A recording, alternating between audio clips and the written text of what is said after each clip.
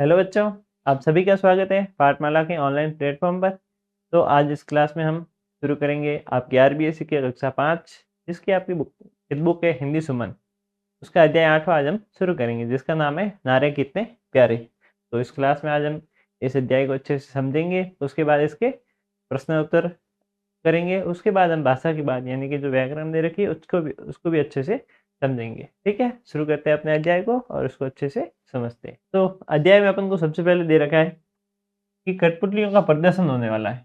ठीक है, मंच के ठीक सामने बच्चे बैठे हैं। आज का प्रदर्शन कुछ अलग और खास होगा। कठपुतलियाँ, ठीक है, ये है कठपुतलियाँ। कठपुतलियाँ आपने देखी होगी, जो ऐसे उंगलियों पे ऐसे डोरे बांधते हैं और फिर उनको नचाते हैं। ठीक है, तो आज कठपुतलियों का क्या है, प्रदर्शन है, यानी कि कठपुतलियों का शो है। और उस मंच के सामने बच्चे बैठे हैं उस नाटक को देखने के लिए। ठीक है, आज का प्रदर्शन कुछ अलग और खास है। इसमें नारों का जुबानी स्वतंत्रता की कहानी जो बताई जाने वाली है।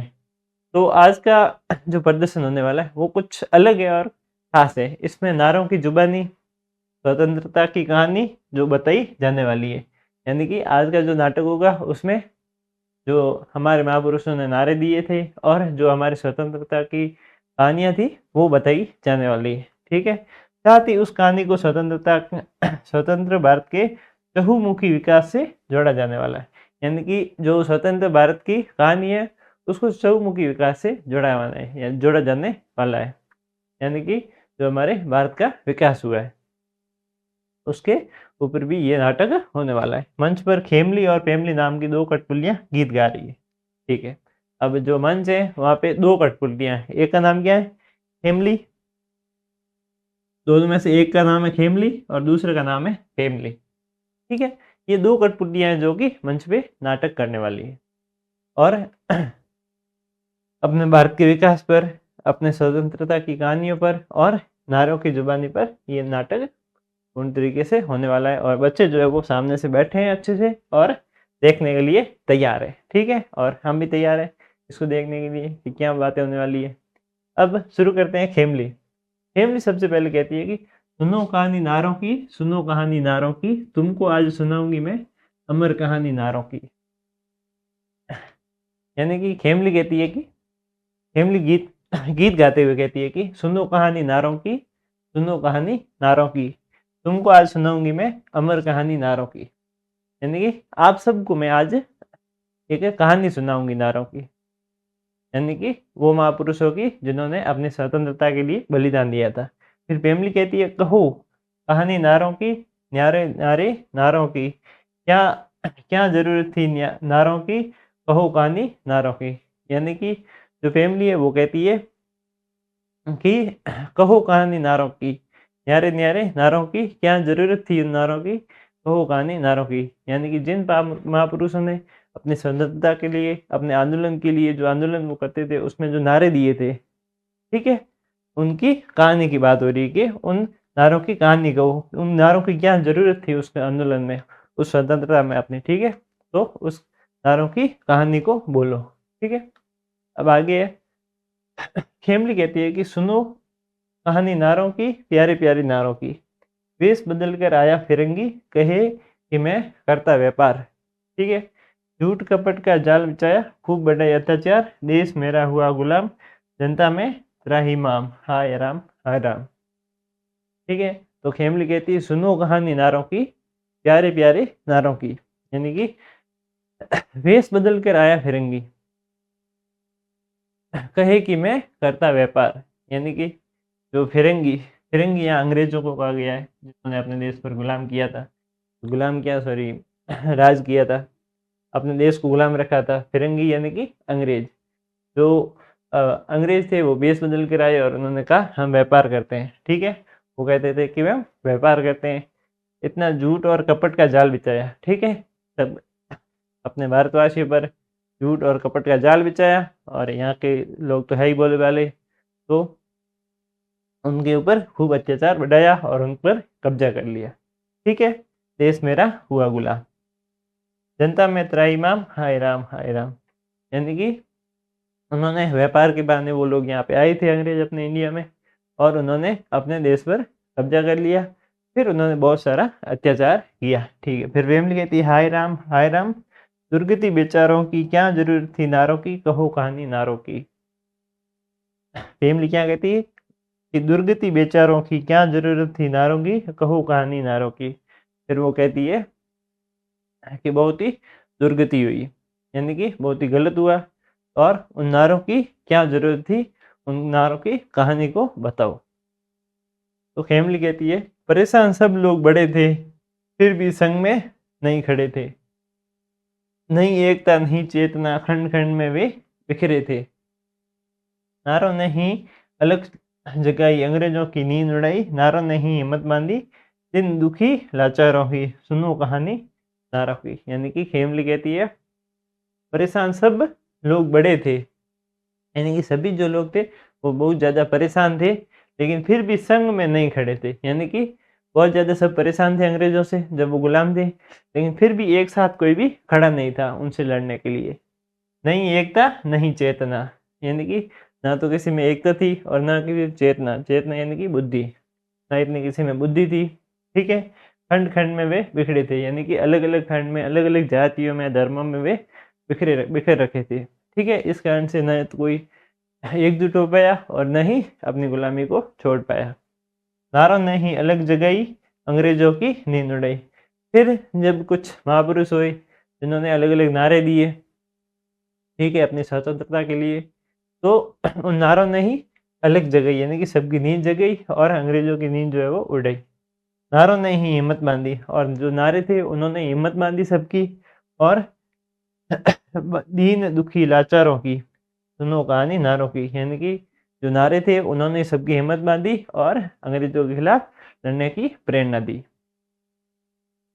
आगे फैमिली कहती कौन थे वे नारों के गायक, वीर बलि स्वाभिमानी, स्वतंत्रता के अमर पुजारी, सच्चे त्यागी बलिदानी। यानी कि वो जिन्होंने, कौन थे ऐसे वो स्वाभिमानी वीर बलि गायक जिन्होंने ये नारे दिए और सबको प्रेरणा दी। ठीक है, स्वतंत्रता के अमर पुजारी, सच्चे त्यागी और बलिदानी, ऐसे कौन थे जिन्होंने अपने देश के लिए ऐसे नारे दिए और सबको प्रेरणा दी कि अंग्रेजों के खिलाफ लड़े और गुलामी से छुटकारा पाए। तो फैमिली कहती है सुनो सुनाओ नारे अब, सुनकर जिनको जागे सब। यानी कि ऐसे ऐसे नारे सुनाओ जिनको उनका सबका सब जाग जाए। बोल उठे थे बाबू बंकिम, वंदे भारत वंदे मातरम वंदे मातरम। यानी कि जो बंकिम चंद्र चटर्जी थे उन्होंने किस चीज़ का नारा दिया, वंदे मातरम, जो कि हमारा राष्ट्रगीत है। ठीक है, बोल उठी थी सांस भी अंतिम, वंदे मातरम। इधर तिलक हुंकार उठे, यानी कि अब तिलक के बारे में, बाल गंगाधर तिलक, ठीक है, उनके बारे में बात हो रही। उन्होंने कौन सा नारा दिया, तो उन्होंने स्वराज मेरा जन्मसिद्ध अधिकार है, मैं इसे लेकर रहूंगा। और बाल गंगाधर तिलक ने क्या कहा था, स्वराज मेरा जन्मसिद्ध अधिकार है, मैं इसे लेकर रहूंगा। यानी कि स्वराज यानी ये देश जो है मेरा वो जन्मसिद्ध अधिकार है और मैं इसे वापस अंग्रेजों से लेकर रहूंगा। तो जब सुभाष चंद्र बोस झलकार उठे कि तुम मुझे खून दो मैं तुम्हें आज़ादी दूंगा, जय हिंद दिल्ली चलो, जय हिंद दिल्ली चलो, नारा दिया इन्होंने ऐसा, साहस नहीं किसी में वैसा। यानी कि जैसा इन सब ने नारा दिया इतना किसी में साहस नहीं था उस समय पे, और इन्होंने सबका हिम्मत हौसला बढ़ाया और सबको एकजुट होने की और लड़ने की एक प्रेरणा दी। अगला है फैमिली। वाह जी वाह भाई, वाह जी वाह, वाह जी वाह, वाह जी वाह। यानी कि फैमिली जो है वो बढ़ाई कर रही है कि क्या ही नारे दिए थे सभी महापुरुषों ने। अब फैमिली कहती और सुनो तुम और सुनो, करके थोड़ा और सुनो, करके थोड़ा गौर सुनो। ठीक है, भगत सिंह दीवाना निकला, पहन वसंती एक चोला, अंग्रेजों के दम को जिसने इंकलाब से जा तोला। इंकलाब जिंदाबाद, इंकलाब जिंदाबाद। यानी कि जो भगत सिंह था उसने नारा दिया था इंकलाब जिंदाबाद। ठीक है, तो भगत सिंह जो था उसने भी अंग्रेजों के नाक में बहुत दम किया था और उसने नारा दिया था इंकलाब जिंदाबाद। राजगुरु सुखदेव और भगत सिंह था शेरों का एक टोला, भारत माँ की आज़ादी को सबने ये नारा बोला, इंकलाब जिंदाबाद, इंकलाब जिंदाबाद। यानी कि इनका जो ग्रुप था ये तीनों एक साथ फांसी पे चढ़ गए थे, राजगुरु, सुखदेव और भगत सिंह। इन्होंने अंग्रेजों के खिलाफ अपनी लड़ी लड़ी और इन्होंने नारा भी दिया, इंकलाब जिंदाबाद। ठीक है, और अब आगे देखते हैं। आगे है फैमिली। अरे कौन ही था वह बहना, सच्ची सच्ची तुम कहना, बिना ढाल तलवार लड़ा जो, जिसके पीछे देश खड़ा वो। यानी कि कौन था वो बहना, सच्ची सच्ची तुम कहना, सही सही तुम बताना, जो बिना ढाल और तलवार यानी कि निहत्था लड़ा, जिसके पीछे देश खड़ा। यानी वो कहती है, साबरमती के संत वे, पतझड़ में बसंत वे, स्वतंत्रता की आंधी वे, प्यारे बापू गांधी वे। यानी कि गांधी जी की बात हो रही है, जिन्होंने अहिंसा का सहारा लिया। ठीक है, जिन्होंने निहत्थे यानी कि कोई भी प्रकार की हिंसा के बिना ही आंदोलन चलाए अपने, और स्वतंत्रता के लिए अपनी लड़ाई लड़ी। वे कौन थे?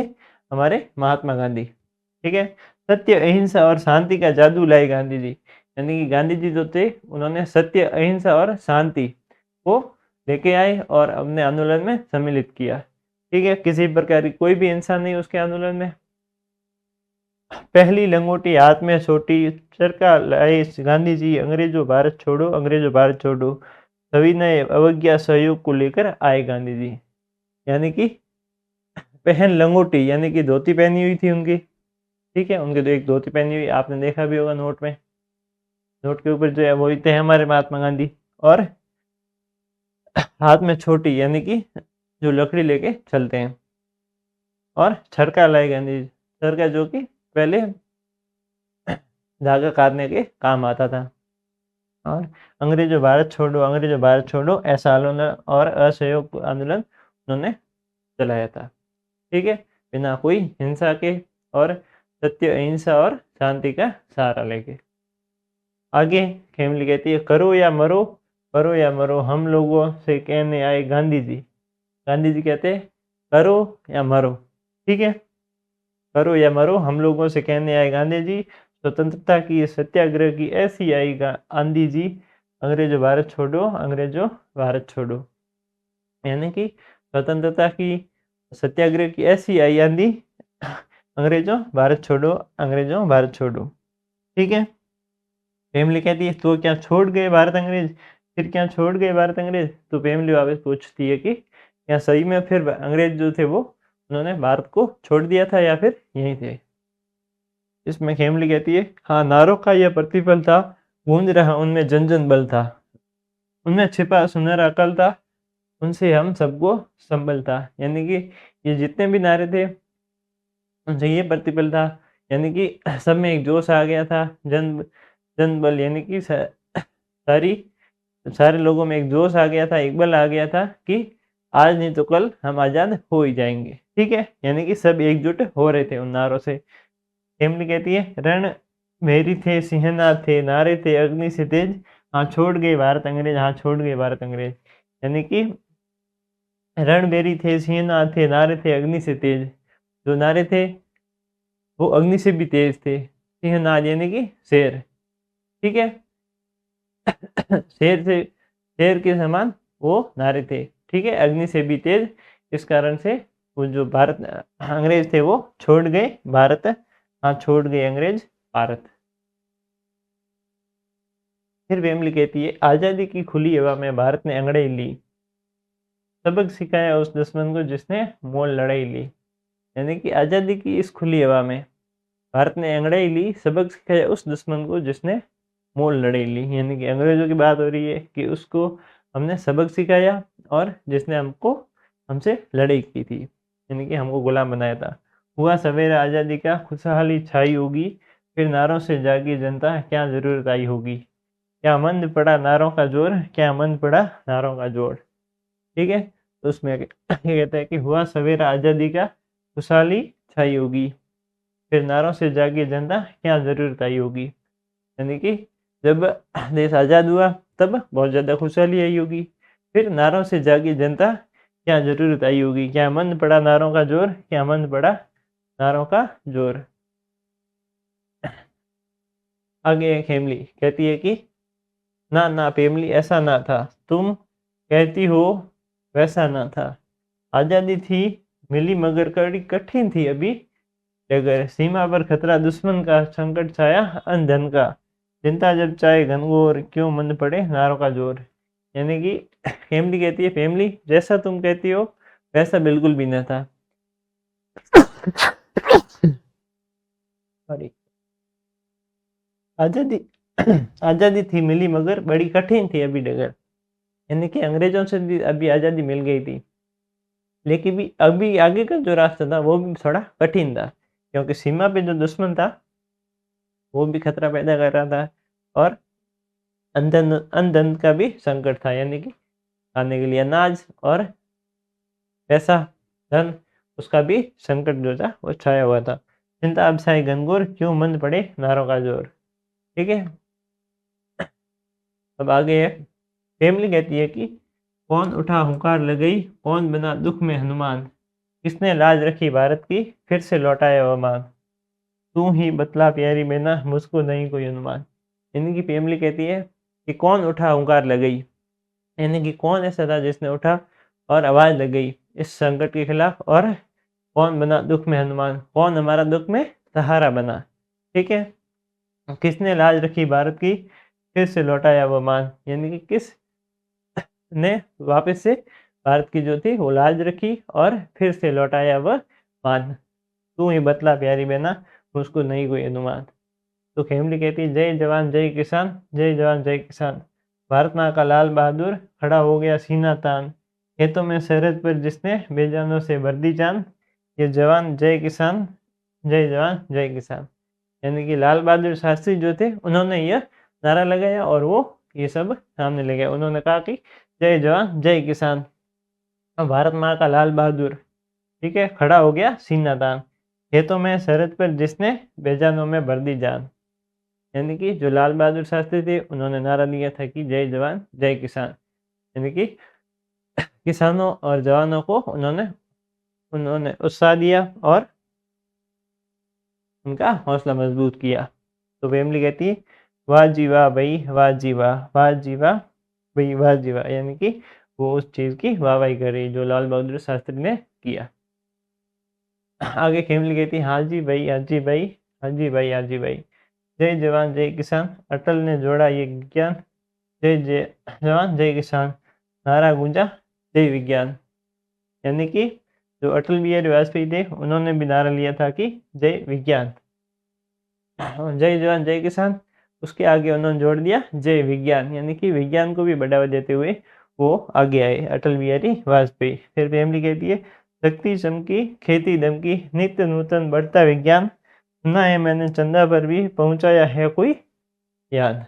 यानी कि शक्ति चमकी, खेती दमकी, नित्य नूतन बढ़ता विज्ञान, सुना है मैंने चंदा पर भी पहुंचाया कोई यान।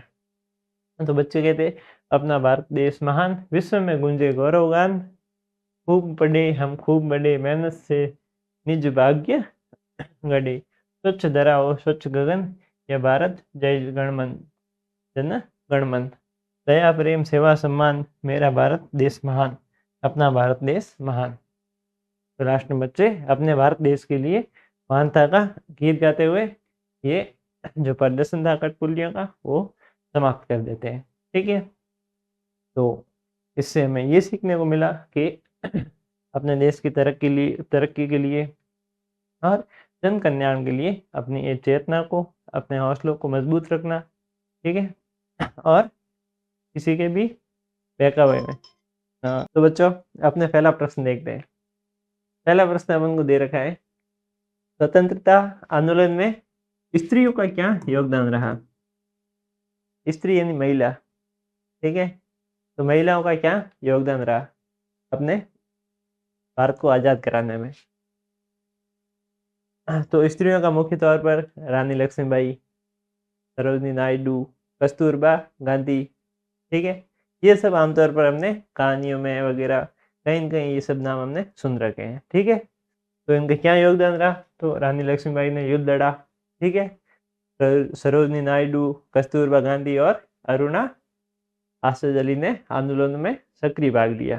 ठीक है, और इसके अलावा ये तो मुख्य तौर पर थे ही, इसके अलावा दुर्गा भाभी, बीना दास और उषा मेहता जैसी वीरांगनाओं ने क्रांतिकारी कार्यों से अंग्रेजों को चुनौती दी। ठीक है, उनके साहस, निष्ठा और बलिदान ने देश को आज़ादी की राह पर अग्रसर किया। ठीक है, तो ये कुछ मुख्य रूप से गिनी चुनी महिलाएं थी जिन्होंने स्वतंत्रता में अपना योगदान दिया और देश को आज़ाद कराने में अहम भूमिका निभाई। ठीक है, इसके अगला प्रश्न देखते हैं। अगला प्रश्न है कि गांधी जी के असहयोग एवं सविनय अवज्ञा आंदोलन के बारे में शिक्षक एवं शिक्षिका से चर्चा कीजिए।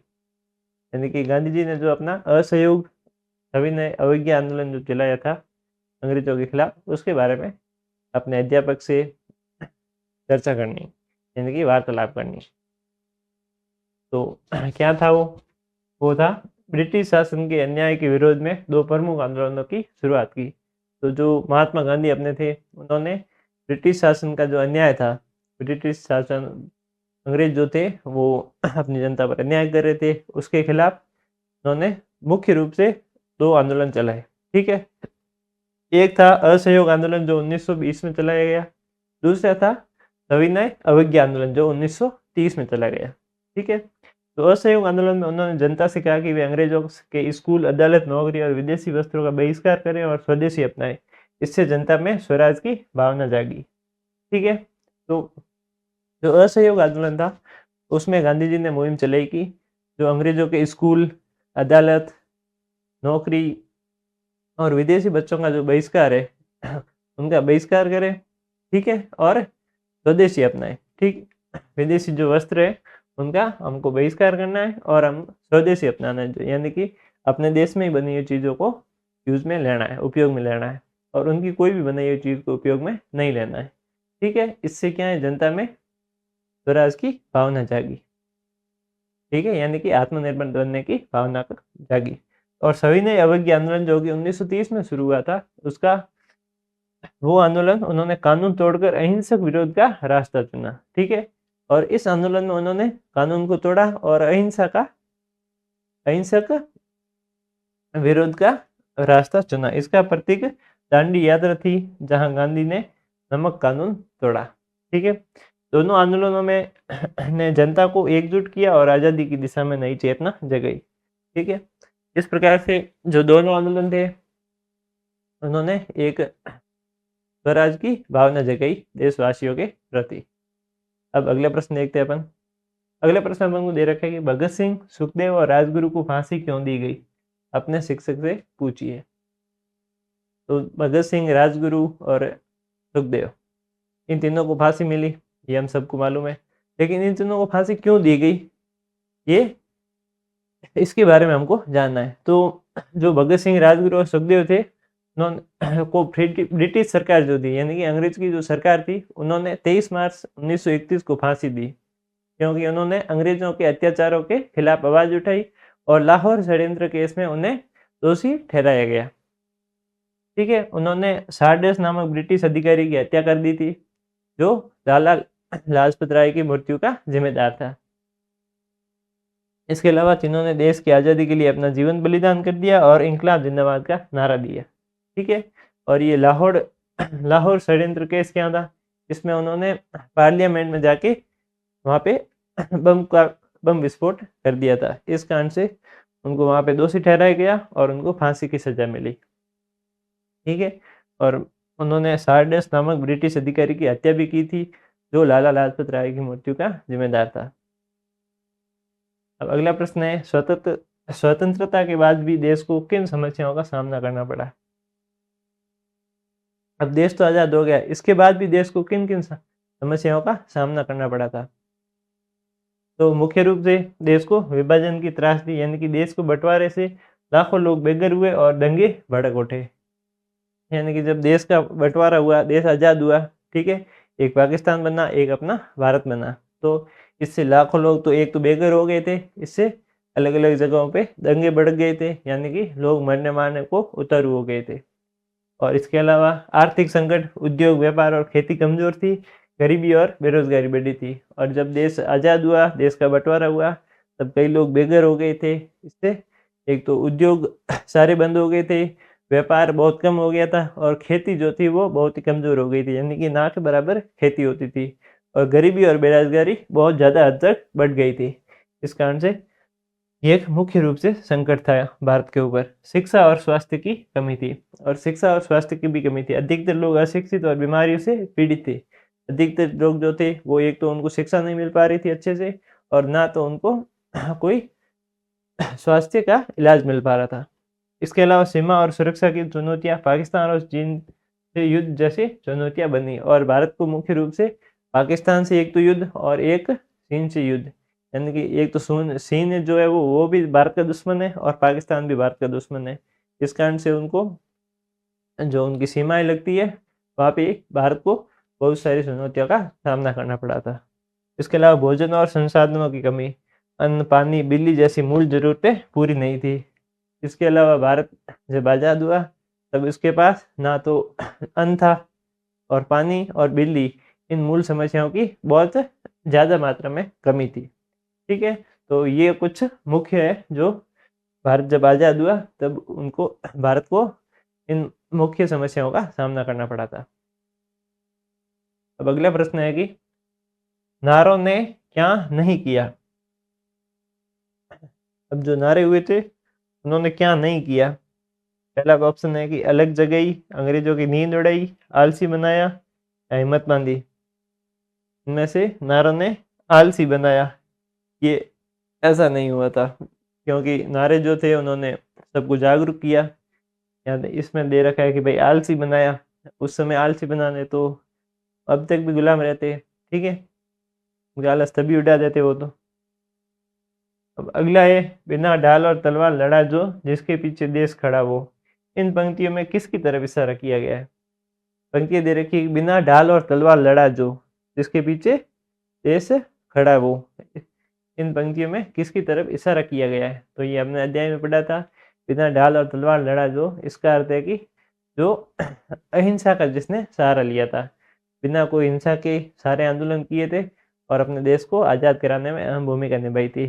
तो ये सीधा सीधा इशारा है महात्मा गांधी की ओर। ठीक है, ये महात्मा गांधी की ओर, महात्मा गांधी के लिए लाइन लिखी गई थी। ठीक है, जिन्होंने बिना ढाल और तलवार यानी कि बिना कोई किसी प्रकार की हिंसा के, बिना कोई लड़ाई के, झगड़े के,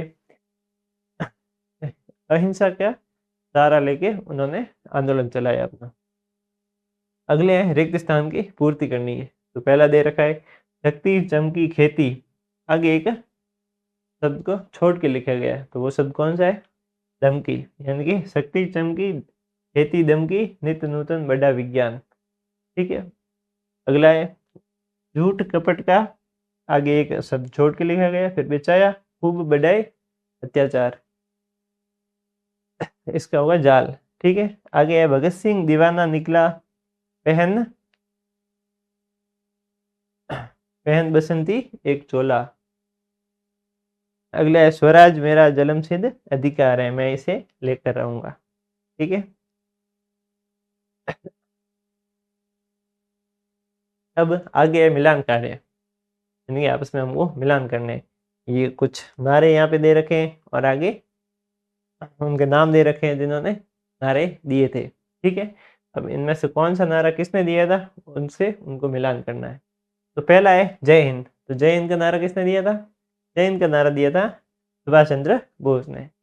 दूसरा है वंदे मातरम, इसका नारा दिया था बंकिम चंद्र चटर्जी। और तीसरा है जय जवान जय किसान, इसका दिया था लाल बहादुर शास्त्री। चौथा है करो या मरो, इसका दिया था महात्मा गांधी। ठीक है, अब इसके अगला देखते हैं। अगला प्रश्न है कि वेश बदल कर आए फिरंगी ने क्या किया। वेश बदल कर आए फिरंगी, फिरंगी यानी अंग्रेज।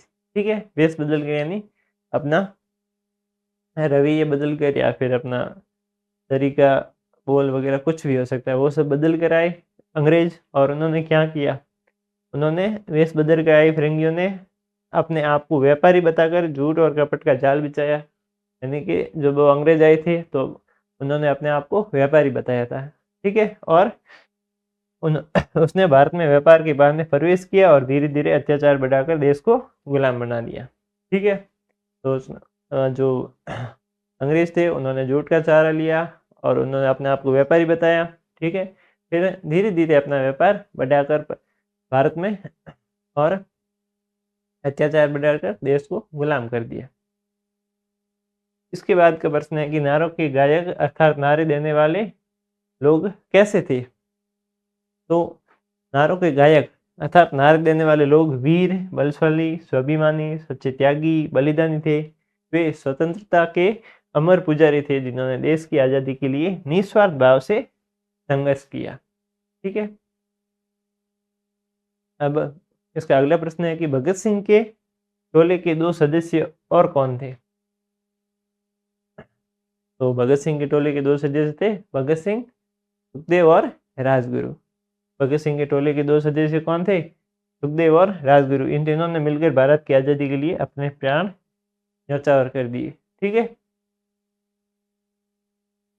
इसके आगे गांधी जी किन किन जीवन मूल्यों का जादू लाए थे? तो गांधी जी सत्य, अहिंसा और शांति के जीवन मूल्यों का जादू लाए थे। इन मूल्यों ने लोगों के हृदय में एकता, साहस और देशभक्ति की भावना जागृत की। यानी कि गांधी जी जो थे उन्होंने सत्य और अहिंसा, शांति इन सब का सहारा लिया था अपने भारत को आज़ाद कराने के लिए।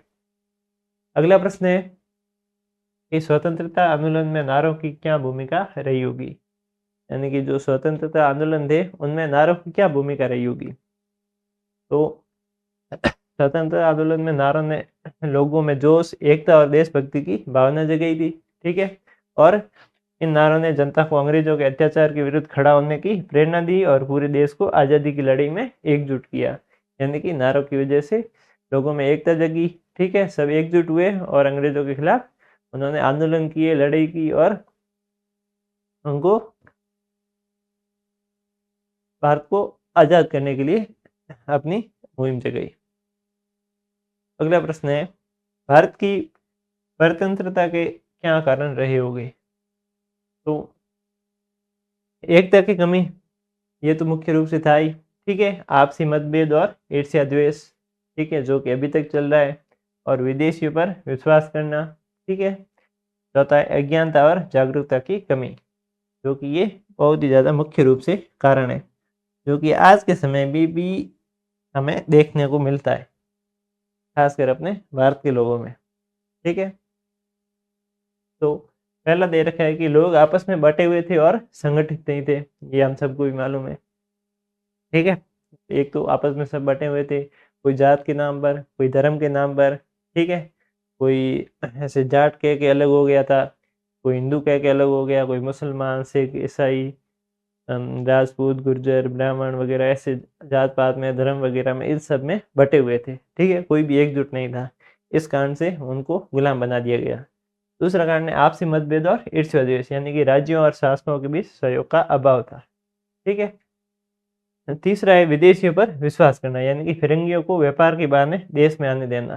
ठीक है, जो अंग्रेज थे उनको व्यापार के बहाने अपने भारत देश में आने देना, यानी कि उनका जो व्यापार था वो अपने भारत देश में लाना। ठीक है, चौथा है अज्ञानता और जागरूकता की कमी। ठीक है, ये एक बहुत महत्वपूर्ण है। जनता अपने अधिकारों और स्वतंत्रता के महत्व को नहीं समझती थी। जनता जो है वो अपने अधिकार और स्वतंत्रता का जो महत्व है उनको नहीं समझती थी, और आज के समय में भी बहुत ज़्यादा मात्रा में जनता है अपने भारत की जो नहीं समझती है। ठीक है, उनमें जागरूकता की कमी है, अज्ञानता की बहुत ज़्यादा मात्रा में कमी है। ठीक है, इन्हीं कमजोरियों के कारण जो देश था वो गुलाम हुआ।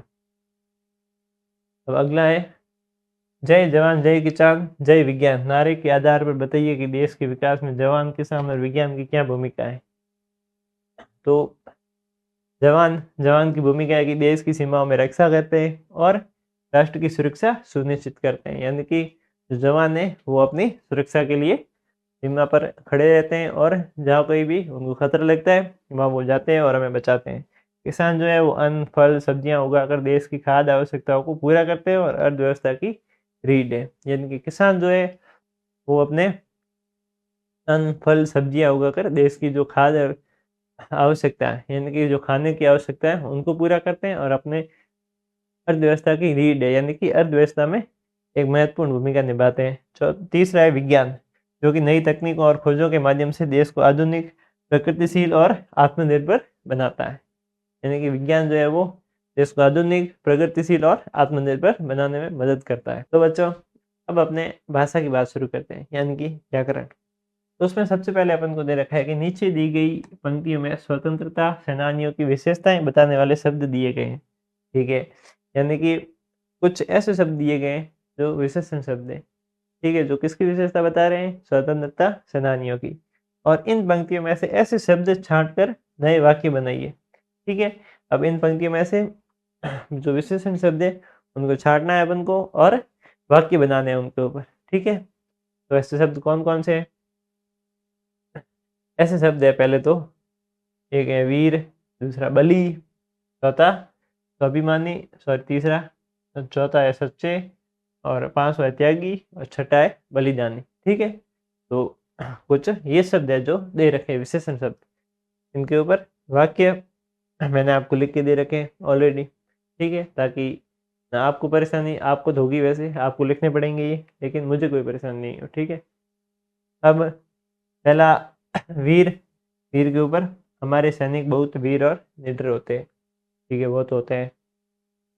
दूसरा है जो अपने देश के लिए बलिदान दे वही सच्चा बलिदानी कहलाता है। ठीक है, तो एक बलिदानी और एक सच्चे, इसके ऊपर वाक्य हो गया। और स्वाभिमानी व्यक्ति कभी झूठ या अन्याय के आगे नहीं झुकता, ये स्वाभिमान का भी के भी ऊपर हो गया। स्वतंत्रता सेनानी त्यागी और सच्चे देशभक्त होते हैं, तो त्यागी, बलि, बलिदानी, इन सब के ऊपर मैंने वाक्य बना दिया है। अगर आप भी चाहो तो आप भी इनके ऊपर अलग प्रकार से वाक्य बना सकते हो, जरूर नहीं कि आप यही लिखें। इसके अलावा भी आपको या वाक्य अगर आप मन में आ रहा है तो वो आप लिख सकते हो। ठीक है, अब इसका अगला प्रश्न देखते हैं। अगला प्रश्न है कि निम्नलिखित शब्दों को उचित स्थान या क्रम पर जमा कर वाक्य बनाइए। ठीक है, अब हमें कुछ शब्द दे रखे हैं जो कि उल्ट पुल्ट दे रखे हैं, यानी कि आगे पीछे। अब इनको एक सही क्रम में जमाना है और एक सही सा वाक्य बनाना है। ठीक है, जिससे एक सही सा वाक्य बने, जैसे भारत देश प्यारा है, ऐसा हो सकता है। और ये हो सकता है कि तुलसीदास रामचरितमानस ग्रंथ रचयिता के हैं तुलसीदास, ऐसा बिल्कुल भी नहीं हो सकता। इसका सही है कि रामचरितमानस ग्रंथ के रचयिता तुलसीदास है। ठीक है, तो इस प्रकार से मैंने आपको ये सही क्रम में एकदम जमा के दिए हैं। और ये मैंने आपको पहले बताया था, भारत एक प्यारा देश है। अगर इसमें कोई शब्द की आपको अगर कमी लगे तो आप इसमें ऐड ऑन कर सकते हैं, ऐसे जरूरी नहीं कि वो शब्द ही आएंगे। ठीक है, अब इसका अगला देखते हैं कि अपने शिक्षक एवं कक्षा साथियों की सहायता से अपने विद्यालय, गांव, समाज या देश से जुड़े हुए किसी विषय पर नारे तैयार करें। ठीक है, अपने शिक्षक की, अपने साथियों की, अपने अभिभावकों की सहायता लेनी है और अपने विद्यालय, समाज या देश से जुड़े हुए किसी विषय पर नारे तैयार करने हैं। किस प्रकार से कर सकते हैं? पढ़ो, लिखो, आगे बढ़ो, इस प्रकार से कुछ नारे जो है वो तैयार करने हैं। और देश का नाम ऊंचा करो। और दूसरा है शिक्षा है सबसे बड़ा धन, यही है जीवन का सच्चा गहना, इस प्रकार से आप और तीसरा है स्वच्छ विद्यालय सुंदर विद्यालय हमारी पहचान। ठीक है, तो ये एकदम सही नारे हैं, मैंने आपको उदाहरण के तौर पर बताए। ये आप अपने अध्यापक की, सहपाठियों की और अभिभावकों की सहायता से ऐसे इस प्रकार से कुछ नारे जो है वो बना सकते हैं, जैसे सुभाष चंद्र बोस ने बनाया था, महात्मा गांधी ने बनाया था। ठीक है, और गांव से जुड़े नारे में अगर आपको बताऊं तो उसमें उदाहरण के तौर पर मैं आपको बता रहा हूँ, आप ऐसे बना सकते हैं, जो आपके मन में है वो आप बना सकते हैं। मेरा गांव मेरी शान, स्वच्छ हो मेरा हिंदुस्तान, गांव का विकास देश की आशा, हरियाली से भरा गांव खुशहाली बने ठिकाना। ठीक है, इस प्रकार से आप नारे अपने गांव के ऊपर, अपने विद्यालय के ऊपर, अपने देश, समाज, परिवार, किसके भी ऊपर बना सकते हो। ठीक है, जिसके खिलाफ भी आपको आंदोलन करना हो। अब अगला है कि समाज या देश से जुड़े नारे। ठीक है, तो ये नारे किस प्रकार से है कि एकता में बल, एकता में है बल, यही है भारत का सफल फल। ठीक है, दूसरा है स्वच्छ भारत स्वस्थ भारत, और तीसरा है मेहनत करे सब इंसान बने हमारा भारत महान। इस तरह ये मैंने आपको उदाहरण के तौर पर कुछ नारे दिए हुए हैं। ठीक है, जो कि अपने समाज के ऊपर, देश के ऊपर, गांव, विद्यालय, इनके ऊपर है। अगर आप अपने दिल से बनाना चाहें इनके ऊपर नारे, तो आप अपने दिल से बनाइए। किसी की भी आप सहायता ले सकते हैं। आजकल तो कंप्यूटर, मोबाइल वगैरह कितने आ गए, आप किसी की भी सहायता लेके अच्छे से नारे बना सकते हैं। ठीक है, और इसी के साथ ये जो अध्याय है और हमारा यहीं समाप्त होता है। तो इस अध्याय से हमने अभी तक क्या सीखा? इस अध्याय से हमने यही सीखा कि जागरूक बन के रहना चाहिए और अपने आप को आत्मनिर्भर बनाने की कोशिश करनी चाहिए। कोशिश नहीं, मैं तो कहता हूँ आत्मनिर्भर बन के ही रहना चाहिए। ठीक है, तो इसी के साथ धन्यवाद। जय हिंद, जय भारत, बाय।